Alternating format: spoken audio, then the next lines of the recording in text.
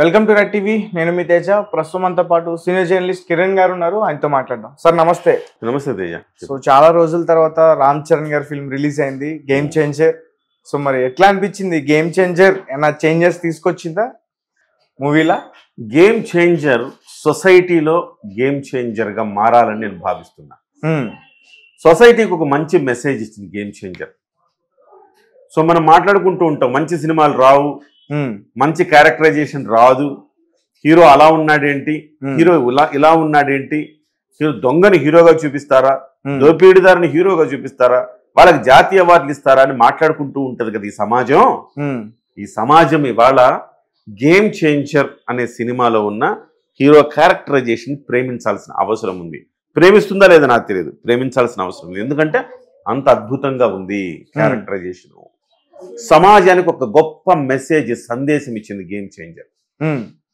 మన ఎలక్షన్ వ్యవస్థ ఎట్లా ఉండాలి, మన పరిపాలనలో ఐఏఎస్ ఆఫీసర్ ఎంత పవర్ఫుల్, పొలిటీషియన్లకి బానిసలుగా మారిపోతున్న ఐఏఎస్ ఐపీఎస్లు చూస్తా ఉన్నాం ఇవాళ.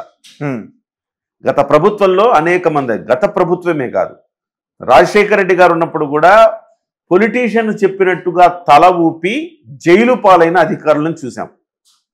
ఇవాళ కూడా గత 5 ఏళ్లుగా అధికారులు ఆ రకంగానే మళ్ళీ జగన్మోహన్ రెడ్డికి జీ హుజూర్ అని జైలు పాలవుతున్న వాళ్ళని, కేసులు ఎదుర్కొంటున్న వాళ్ళని చూస్తున్నాం. ఎందుకు ప్రస్తావిస్తున్నానంటే, ఇది ఒక అధికారి అనుకుంటే ఐఏఎస్ ఆఫీసరు ఆయనకున్న పవర్స్ ఏంటి, నిజంగా ఆయన తలూపాలా వద్దా అనేది ఇవాళ ఈ సినిమా చూసిన తర్వాత అరే మన ఆఫీసర్లు ఎందుకు ఇలా ఉన్నారు, మనం సిగ్గుపడాల్సిన పరిస్థితి కనపడతా ఉంది. అద్భుతమైన క్యారెక్టరైజేషన్ రామ్ చరణ్ది. అలాగే బ్యూటిఫుల్, ఆయన 4 రకాల క్యారెక్టర్లు ఆయన పోషించారు, దేనికదే సపరేట్. మీరు ఆయన కాలేజీ కుర్రాడుగా ఉన్నప్పుడు సన్నివేశాలు చూస్తే ఎంతో జోష్ ఉంటుంది ఆయనలో. కాలేజీ కుర్రాడు ఎలా ఉంటాడు, ఒక ఊపు పవర్ఫుల్గా ఉండే ఒక యువకుడు ఎట్లా ఉంటాడో చూపించాడు. చిన్న love track, beautiful. Kiara Advani చాలా చాలా సున్నితంగా పాలమేగడలాగా బ్యూటిఫుల్గా ఉంది వాళ్ళిద్దరి మధ్య వచ్చే సన్నివేశాలు. సో వాటితో పాటుగా ఫ్లాష్ బ్యాక్, 2 ఫ్లాష్ బ్యాక్లు ఉంటాయి ఇందులో. ఒక ఫ్లాష్ బ్యాక్ రామ్ చరణ్ గారి ఎంగేజ్, ఒక ఫ్లాష్ బ్యాక్ వాళ్ళ నాన్నగారి ఫ్లాష్ బ్యాక్. 2 ఉన్నాయి. అఫ్ కోర్స్ ఇంకా రివీల్ చేయకపోవడం ఏముంది, అందరికి తెలిసిపోయింది కదా తండ్రి కొడుకుల పాత్రలు ఉన్నాయని. సో తండ్రి కొడుకుల పాత్రలో ఆ రామ్ చరణ్ది ఎమోషనల్, పూర్తి బరువైన పాత్ర. మళ్ళొక్కసారి రంగస్థలంలో రామ్ చరణ్ కనిపించాడు, చాలా అద్భుతమైన పాత్ర. ఈ 2 పాత్రల్ని బ్యాలెన్స్ చేస్తూనే మళ్ళీ ఐఏఎస్ ఆఫీసర్గా ఒక క్యారెక్టర్, ఐపీఎస్ ఆఫీసర్గా ఒక క్యారెక్టర్, 4 షేడ్స్ ఉన్న క్యారెక్టర్ని చూపించాడు. బట్ ఐపీఎస్ తక్కువ కానీ ఐఏఎస్ ఆఫీసర్ క్యారెక్టర్ మాత్రం అద్భుతమనే చెప్పాలి. ఎట్లా జస్టిఫై చేస్తాడు ఐఏఎస్ ఐపీఎస్ అని చాలా నేను ట్రైలర్ చూసి అనుకున్నా. ఐపీఎస్గా కనిపిస్తున్నాడు, ఐఏఎస్గా కనిపిస్తున్నాడు, ఎట్లా జస్టిఫై చేస్తాడు, ఇంకో రామ్ చరణ్ ఉన్నాడా, ఏందబ్బా కన్ఫ్యూజ్ అవుతున్నాం అనుకున్నా. కాదు, బ్రహ్మాండంగా జస్టిఫై చేశాడు ఆ విషయంలో. సో రామ్ చరణ్ గారి క్యారెక్టర్ అంటే తేజ, చాలా ఆయనకి జాతీయ అవార్డు రావాలని సుకుమార్ ఊరికనే అనలేదని నాకు అనిపించింది సినిమా చూడంగానే. చాలా అద్భుతంగా చేశాడు. ఐఏఎస్ ఆఫీసర్ అంటే ఇలా ఉండాలి, ఇలా ఉండాలి కదా ఐఏఎస్ ఆఫీసర్ అంటే అనిపించేలాగా చేశాడు. చాలా బాగుంది నిజంగా. సమాజంలో గేమ్ చేంజర్ ఈ సినిమా అని మనం చెప్పుకోవాలి. కానీ అంటే గేమ్ చేంజర్ లాంటి సినిమాలు ఇంతకు ముందు చాలా వచ్చాయి. గతంలో దర్శకుడు శంకరే లాంటి సినిమాలు తీశారు. మరి రామ్ చరణ్ అభిమానులకి నచ్చుతుందా సార్? అంటే ఎప్పుడు కూడా ఒక హీరో నుంచి చాలా వచ్చాయంటే కొత్తదనాన్ని కోరుకుంటారు కదా అభిమానులు. తేజ, మనకి కాన్సెప్ట్లు ఒకటే తేజ, దాని కథను నడిపే తీరే వేరుంటది. ఒకటి లవ్ సినిమా అంటే లవ్ ట్రాక్, రకరకాల లవ్ వెర్షన్స్ చూపిస్తారు. కాన్సెప్ట్ ఏంటి, లవ్వే. 2 కుటుంబ నేపథ్య కథా చిత్రాలు ఉంటాయి, వాటికి కుటుంబాలు, బంధాలు, అనుబంధాలు. 3 క్రైమ్ థ్రిల్లర్స్ ఉంటాయి, దాంట్లో డిఫరెంట్ వేరియేషన్స్ ఉంటాయి. 4 ఒక డాన్ల సినిమాలు ఉంటాయి, దాంట్లో డిఫరెంట్ వేరియేషన్స్ ఉంటాయి. 5 సమాజంకి సందేశం ఇచ్చే సినిమాలు. ఆ పోలీస్ ఆఫీసర్ క్యారెక్టర్ అవ్వచ్చు, ఐఏఎస్ ఆఫీసర్ క్యారెక్టర్ కావచ్చు, రకరకాల క్యారెక్టర్. సో నేనేమంటానంటే, ఈ కథ మనకు తెలిసిన కథని గతంలో శంకర్ గారు చెప్పిన లాంటి అవే కనపడతాయి, కానీ కొత్త కోణం కదా ఇది. కొత్త కోణంలో చెప్పాడని నేను అనుకుంటున్నాను. ఖచ్చితంగా ఇది ఒక విజువల్ బూస్ట్ రామ్ చరణ్ అభిమానులకి అనుకుంటాను. రైట్, అంటే నేను యాక్సెప్ట్ చేస్తాను సార్, అంటే ఆ స్టోరీ లైన్ నాకు తెలుసు కాబట్టి. బట్ నీకేమనిపించింది? అంటే నాకు ఓకే, బట్ ఫ్యాన్స్ యాక్సెప్ట్ చేయట్లేదు. మీరు మార్నింగ్ నుంచి రివ్యూస్ అబ్జర్వ్ చేస్తే చాలా మంది అసహనం వ్యక్తం చేశారు. ఏ విషయంలో? ఈ గేమ్ చేంజర్ విషయంలో స్టోరీ బాగాలేదు. లిటరల్లీ చెప్పాలంటే కొంతమంది థియేటర్ లో పడుకున్నారు సార్, నేనే చూసా. అంటే ఇవాళ నేనేమంటానంటే యూత్ లో కూడా మార్పు రావాల్సిన అవసరం తేజ.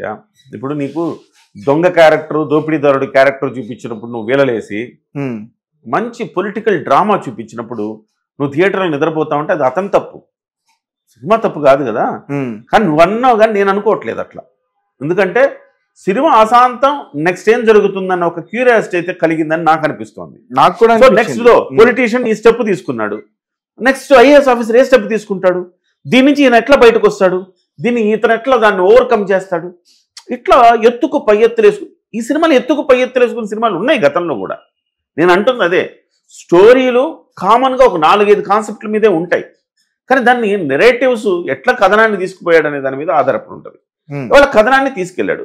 కొంచెం మీరు అన్నట్టుగా ఆ సెకండ్ హాఫ్లో కొంచెం ఒక 10 నిమిషాలు 15 నిమిషాలు కత్తిరేసి ఉంటే బాగుండేది ఏమనిపించింది. ఒక 10 నిమిషాల కత్తిరేసి ఉంటే నీకు కరెక్ట్గా ఇంకొంచెం వేగంగా రేసి స్క్రీన్ ప్లే అంటారు కదా, అట్లా వెళ్ళిపోయేదేమో అనిపించింది. ఒక 10 నిమిషాలు ల్యాగ్ అయిందేమో అని సహజంగా కొంతమంది అభిప్రాయం. నాకైతే పూర్తి స్థాయిలో నేనైతే దాంట్లో ఇన్వాల్వ్ అయినాను, నిమగ్నం అయ్యా. ఎందుకు బహుశా నేను సమాజం మీద ప్రేమ ఉండే ఒక వ్యక్తిగా, ఒక జర్నలిస్ట్గా, సమాజం ఎలా ఉండాలి, ఇలా ఉంటే బాగుంటుందని ఆశించే ఒక వ్యక్తిగా ఎస్ చాలా బాగుంది అనిపించింది. ఒక్క మాటలో చెప్పాలంటే ఈ cinema nothing but Pawan Kalyan characterization. నాకు అణువణువున పవన్ కళ్యాణ్ గారు గుర్తొచ్చారు. రామ్ చరణ్ ఐఏఎస్ ఆఫీసర్గా ఉన్నప్పుడు ఈ మధ్యకాలంలో జరిగింది సీజ్ ద షిప్ అని పవన్ కళ్యాణ్ అంటే seize the rice mill godown అని ఆయన అన్నాడు. అవునా కదా? 2 అక్రమ బియ్యం రవాణాకు సంబంధించినవే. ఇక్కడ రంగనాథ్ గారు హైడ్రా కమిషనర్ గా కొట్టేయండి బిల్డింగ్ అంటే అక్కడ రామ్ చరణ్ గారు అదే రకమైన ఒక పరిణామం అక్కడ కనపడుతుంది. సార్ కరెక్ట్, మీరు చెప్పింది ఒప్పుకుంటా. ఇప్పుడు మనం సినిమాలానే చూడాలి. ఇప్పుడు సినిమాలో ఒక మంచి కాన్సెప్ట్ ఉందనేది మాట్లాడుకున్నాం.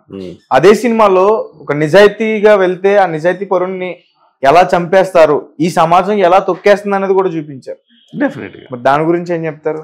సమాజం అట్లా ఉంది తేజ, నిజమే కదా చూపించింది. ఇక్కడ నేను మళ్ళీ చెప్తా ఉన్నా, పవన్ కళ్యాణ్ గారి భావజాలం నుంచి పుట్టిన కథనే ఈ గేమ్ చేంజర్. పవన్ కళ్యాణ్ గారి భావజాలం నుంచి పుట్టిన కథ ఇది. డబ్బు లేని రాజకీయం చేద్దాం, డబ్బులు ఇవ్వకుండా రాజకీయం చేద్దాం అని ఒక అభ్యుదయవాది బయలుదేరతాడు. ఫ్లాష్ బ్యాక్ లో అతనికి ఎదురైన పరిణామాలు ఏంటి? సినిమాలో ఫ్లాష్ బ్యాక్ లో రామ్ చరణ్ క్యారెక్టర్ ఏదైతే ఉందో ఆ క్యారెక్టర్ కి ఫిజికల్ గా జరిగింది 2019 ఎన్నికల్లో రిజల్ట్ పరంగా పవన్ కళ్యాణ్కి జరిగింది అంతే.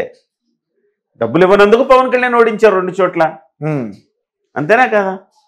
సో అక్కడ ఇంకోలా చూపిస్తాడు, దాన్ని రివీల్ చేయొద్దు కాబట్టి చెప్పట్లా నేను, అది ఇంకోలా చూపిస్తాడు ఆ రామ్ చరణ్కి ఎదురైన పరాభవాన్ని. సమాజం ఎట్లా ఉందో అని చూపించాడు. మనం సమాజంలో మనం ఒక మనుషులమే, సమాజం మారాలని కోరుకునే వాళ్ళమే. డబ్బు లేకుండా రాజకీయం చేయలేని స్థితికి వస్తే దానికి కూడా ఒక సొల్యూషన్ చెప్తాడు శంకర్.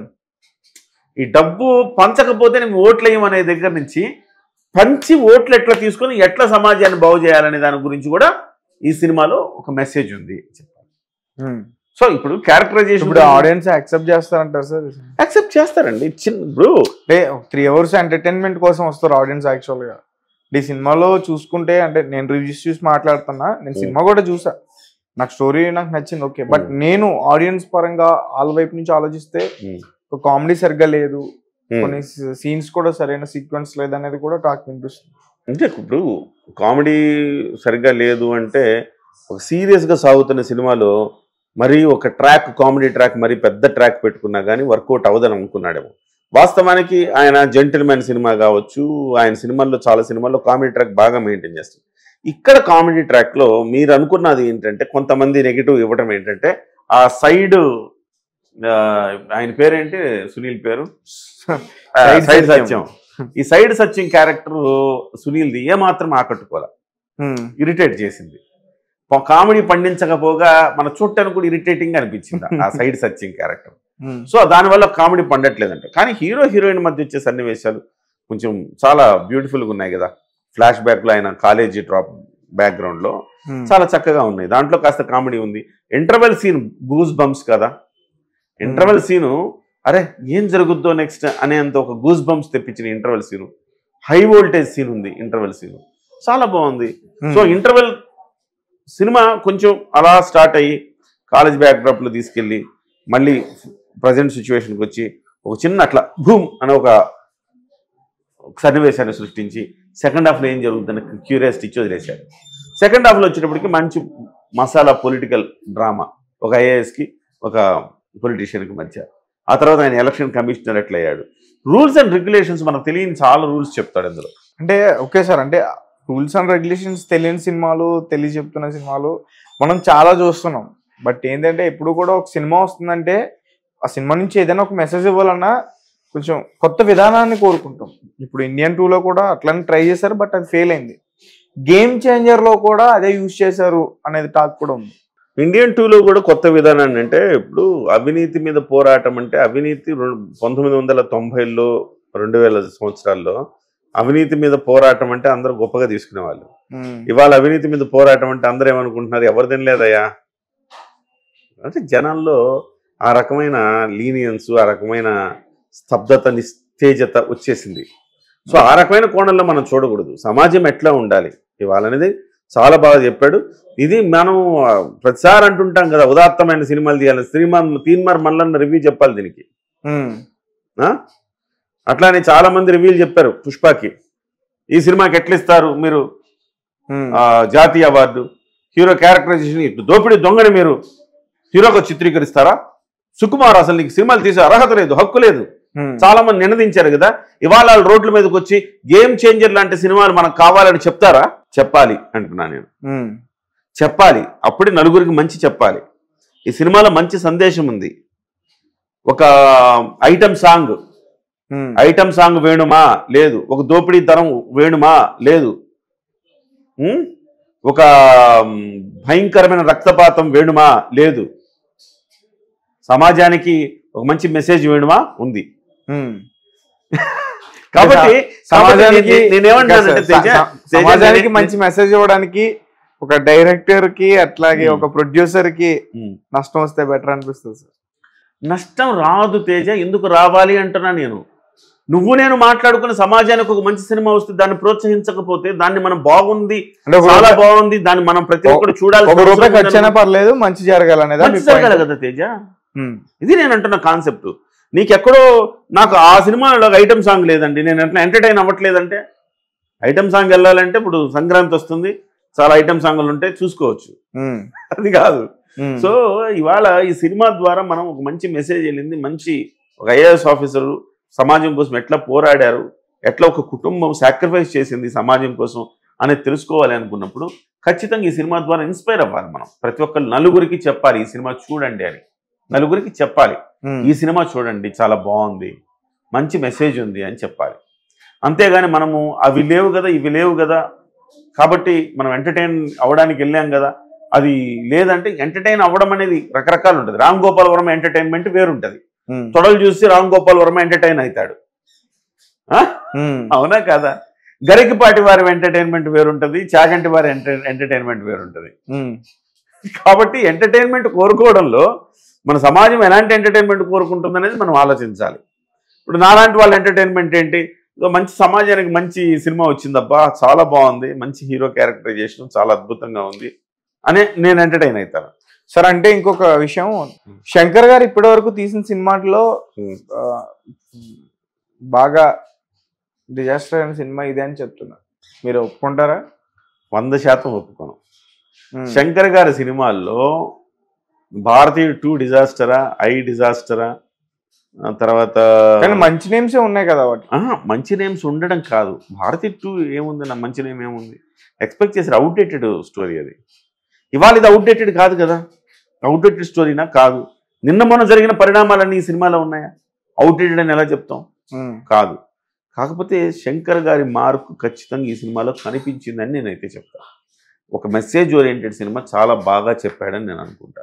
రామ్ చరణ్ గారు ఈ సినిమాని చేయటానికి ఒప్పుకున్నదే ఇలాంటి భావజాలం చూసి. వాళ్ళ బాబాయ్ గారు ఇలాంటి భావజాలంతో ఇవాళ మొదటిసారి 2019లో ఫెయిల్ అయిపోయాడు. 2024లో 100% స్ట్రైక్ రేట్ సాధించాడు.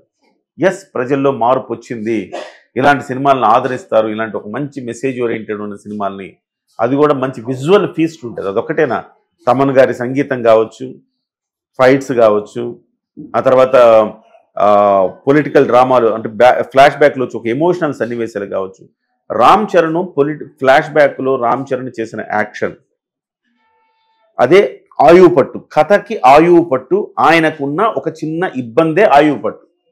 దాన్ని ఆయన ఎక్స్ప్రెస్ చేసిన తీరు, చివరికి ఆయన జీవితంలో ఆ ఒక్క సన్నివేశం వల్ల, ఆ ఒక్క ప్రాబ్లం వల్ల ఆయన ఎంత కోల్పోయాడని చెప్పే సన్నివేశం, ఇవన్నీ కూడా అలా మనం కళ్ళమ్మట నీళ్లు కార్చే సన్నివేశాలు, ఇవన్నీ కూడా చాలా బాగున్నాయని చెప్పాలి. సో మీరు అంటున్నట్టుగా మనకు మసాలా లేదు, ఇంకోటి లేదు అంటే దాన్ని మనం ఆలోచించాలి. మన ఆలోచన ధోరణి అట్లా కాదురా బాబు, ఇది మంచి సినిమా చూడాలని మనం అనుకోవాలి తప్ప, అదే దోపిడి సినిమా అనుకో నేనేమిటా. పుష్పకి దీనికి అసలు పోలిక లేదు. పుష్ప గేమ్ చేంజర్ డెఫినెట్ గా పోలిక లేదు. అది కంప్లీట్ గా ఒక అసాంఘిక కార్యకలాపాల అడ్డా ఆ సినిమా. మాస్ ఎంటర్టైన్మెంట్ ఎట్లా అంటావు? మాస్ అంటే అసాంఘిక ఎంటర్టైన్మెంట్ కోసమే కదా సార్ మనం. కరెక్టే మన నేను అంటుంది వినండి. అదే అసాంఘిక కార్యకలాపాల అడ్డా వేదికగా జరుగుతున్న స్టోరీ. ఇది సమాజం కోసం, సమాజ హితం కోసం జరుగుతున్న స్టోరీ. రెండు చాలా వ్యత్యాసం ఉన్నాయిగా. మనం అది నచ్చింది నాకు అదే చూస్తా, ఇది నచ్చలేదు అంటే నువ్వు సమాజంలో నువ్వు ఈ కోవకు చెందిన వాడివా అని అనుకోవాలి. ఇది మంచి సినిమా కదా, ఇవాళ కాకపోతే రేపు కాకపోతే ఎల్లుండెళ్ళు, టికెట్ రేట్లు తగ్గిన తర్వాత వెళ్ళు. నీకు టికెట్ రేట్లు ఎక్కువ అనిపిస్తే అంత టికెట్ రేట్లు కూడా లేవు కదా ఇవాళ. పుష్పకుని టికెట్ రేట్లు ఉన్నాయా? లేదు. సమాజాన్ని దోచుకోవాలి అనుకునే ఒక సినిమాకేమో టికెట్ రేట్లు హై లెవెల్లో ఉన్నాయి, సమాజానికి మంచి చెప్దాం అనుకునే సినిమాకేమో టికెట్ రేట్లు రీజనబుల్గా ఉన్నాయి. ఇంకో వారం దాటితే హ్యాపీగా మళ్ళీ అందరికి అందుబాటులోకి వచ్చేస్తాయి మామూలు టికెట్ రేట్లే. హ్యాపీగా సంక్రాంతి ఈ 10 రోజుల సెలవులు ఉన్నాయి, ప్రతి ఒక్కళ్ళు సినిమా చూసి ఆస్వాదిస్తారని నేను అనుకుంటున్నాను. ఓకే సార్, ఫైనల్ గా ఎంత రేటింగ్ ఇస్తారు మీరు మూవీ? నేను మూవీకి 3.5 ఇస్తా. మిగతా 2 పాయింట్స్ ఎందుకు ఇవ్వట్లే? సారీ 1.5 పాయింట్ ఎందుకు ఇవ్వట్లే? చెప్పాను కదా, 1.5 పాయింట్ నెగిటివ్స్ ఉన్నాయి. దాంట్లో నెగిటివ్స్ చెప్తాను మీకు. ఒకటి, మొదటి నుంచి చెప్పుకున్నదే, పాటలే సగం సినిమాని లేపుతాయి. వాళ్ళ పుష్పకు కూడా పాటలు లేపినాయి సినిమాని. ఈ పాటలు లేపాలి ముందు సినిమాని. ఆ కార్యక్రమం తమను చేయలేకపోయాడు, తమను ఫెయిల్. అందులో బీజిఎంస్ అంటారా, బ్యాక్గ్రౌండ్ మ్యూజిక్ తమను అద్భుతంగా ఇస్తాడు ప్రతి చోట. ఈసారి దీనికి కూడా ఇచ్చాడు. సో ఒక చోట పోయి కొట్టాడు, ఒక చోట పోగొట్టాడు, ఒక చోట రాబట్టాడు అనుకుందాం. అది పక్కన పెడితే కొన్ని సెకండ్ హాఫ్లో కొన్ని సన్నివేశాలు సాగతీతగా ఉన్నాయి. కొంచెం మీరు అన్నట్టుగా ఒక 10 నిమిషాలు 15 నిమిషాలు కత్తిరేసి ఉంటే బాగుండేదేమో. ఉంటే బాగున్నా, అప్పన్న క్యారెక్టర్ ఉంటే బాగుంది. 2.5 అప్పన్న క్యారెక్టర్ ఉంటే, అప్పన్న క్యారెక్టర్ నిజం నువ్వు చెప్పింది వాస్తవం. అప్పన్న క్యారెక్టర్ ఇంకో 10 నిమిషాలు ఎక్స్టెన్షన్ చేసి ఇంకొంచెం దాంట్లో ఇంటెన్సిటీ క్రియేట్ చేసి ఉంటే ఇంకొంచెం బెటర్గా ఉండేది. అప్పన్న క్యారెక్టర్ వెంటనే అయిపోయి మళ్ళీ పొలిటికల్ డ్రామా కొంచెం సాగతీతగా ఎక్కడైతే అనిపిస్తుందో దానికోసం అది కొంచెం నెగిటివిటీ అనిపించింది. అందుకే నేను 1.5 పాయింట్స్ తీసేస్తున్నా. 3.5 ఎందుకు ఇస్తున్నానంటే ఈ నెగిటివ్స్ ఉన్నాయి. ఇంకోటి, మీరు చెప్పినట్టుగా కామెడీ ట్రాక్ ఒకటి ఉంటే బాగుండేది. ఆ కామెడీ ట్రాక్ ఉంటే అసలు మీకు ఎక్కడ కూడా కొంచెం కించిత్తు కూడా బోరు కొట్టకుండా వెళ్ళిపోయాడు. 3వ పాయింట్, సినిమాలో పాటలు మంచి స్వింగ్లో, సినిమా అలా ఆయుపట్టులో రసపట్టులో వస్తున్న సమయంలో టక్మని పాట వస్తుంది, కొంచెం ఇబ్బందిగా అనిపిస్తుంది. పోనీ పాటలన్నీ కూడా మన చిరంజీవి గారి సినిమాలో లాగా పాటలు బయటకు కూడా వెళ్లకుండా ఇలా కుర్చీ మీద కూర్చొని ఇలా చూసే పాటలా అంటే ఆయన విజువల్ ఇంపాక్ట్ క్రియేట్ చేశాడు, కాదంటలేదు. కానీ ఆ పాట ఎక్కలేదుగా జనానికి ముందు నుంచి. సార్ విజువల్ ఇంపాక్ట్స్ కి 75 crores ఖర్చు పెట్టానని చెప్పేసి అన్నారు. అదంతా కూడా. కానీ ఒకటే ఒక బాధ, అంత బడ్జెట్